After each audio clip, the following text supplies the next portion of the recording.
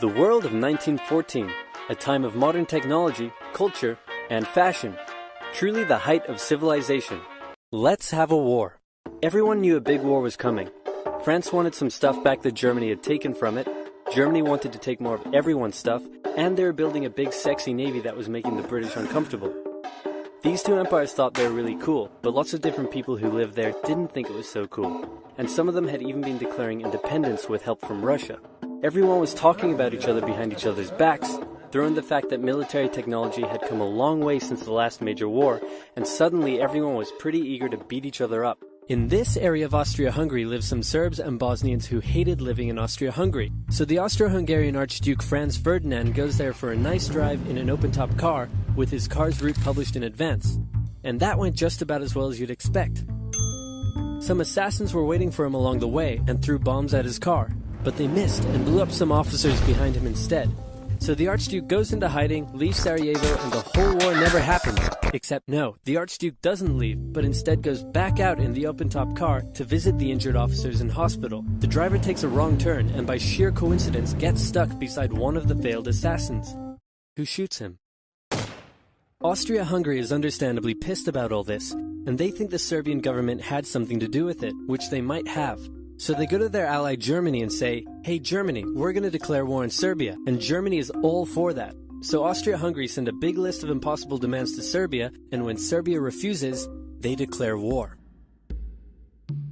Austria-Hungary and Germany are friends, and Serbia is protected by Russia, who's friends with France, so they all declare war on each other.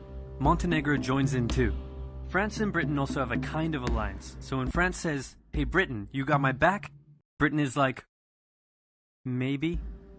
And then they decide to stay out of it, which is great for Germany, because Germany has a plan. They know that Russia is so big and clumsy that it will take them a while to get ready for war.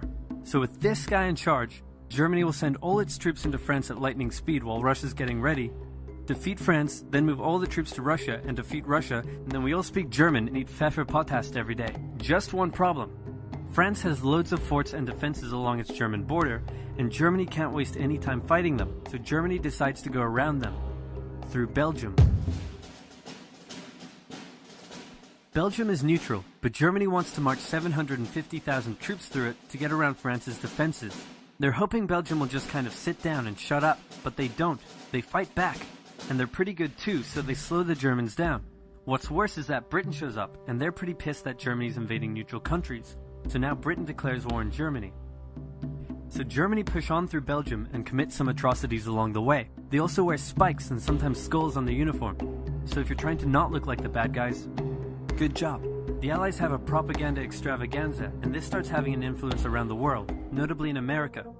The US President Woodrow Wilson sees himself as a bit of a Jesus figure, and spends most of the war trying to get everyone to just hug it out. But there's also a large population of ethnic Germans living in the United States, and when the war first broke out, they were like, "Yay, Germany!" But now that they're committing atrocities in Belgium, they're less enthusiastic. Let's play Spot the French Soldier. Did you see him? Easy, right? He's He's wearing a bright blue uniform with red trousers. And do you know who else spotted him easily too? The Germans. So when the French were slowly marching in columns through the countryside, the Germans easily tore them to shreds with their giant guns. All the nations involved in this war went in with an old school war mentality, and all of them had to update their uniforms and tactics a lot during the Great War. Because this war was going to be like nothing anyone had ever seen before.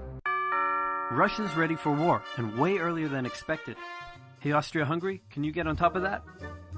Oh yeah, sure, we've got this. Nope. So Germany has to send some troops back to the east to defend against the Russians.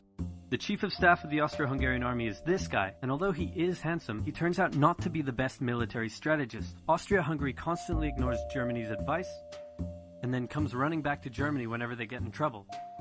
Austria-Hungary even gets its ass kicked by tiny Serbia, who repels all their invasion attempts at the start of the war. It's better news for Germany in the north though, where they almost completely wipe out the Russian Second Army.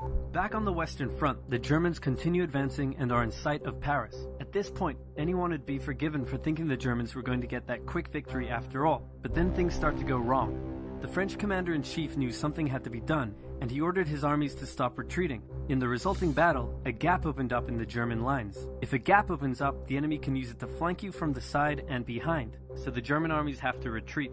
The Allies launch a counterattack, so the Germans dig into defensive positions. The Allies do the same. Then both sides move north, trying to outflank each other along the way. When they reach the sea, they're in a stalemate with trench systems running the whole way from the coast to Switzerland, the beginning of trench warfare on the Western Front. Here's how trench warfare works. Two opposing lines of trenches with no man's land in between. One side would pummel the other with hundreds of thousands of artillery shells, sometimes for days at a time. This had a huge psychological effect on the soldiers, leaving many shell-shocked. Then, the attacking troops would leave their trenches and rush across no man's land, a muddy wet mass of shell craters and barbed wire. The defending trench would unleash machine gun fire on the attackers, inflicting thousands of casualties. The attackers would send wave after wave until either they gave up or the opposing trench was finally overrun. There would be months of fighting and the deaths of thousands in order to gain a few meters or kilometers of land. Living in the trenches was hard work too. Corpses, mud that could swallow you whole, pools of poisonous water, rats, disease, the smell. It's insane that millions of soldiers put up with these conditions, and commanders ordered them to do so for years.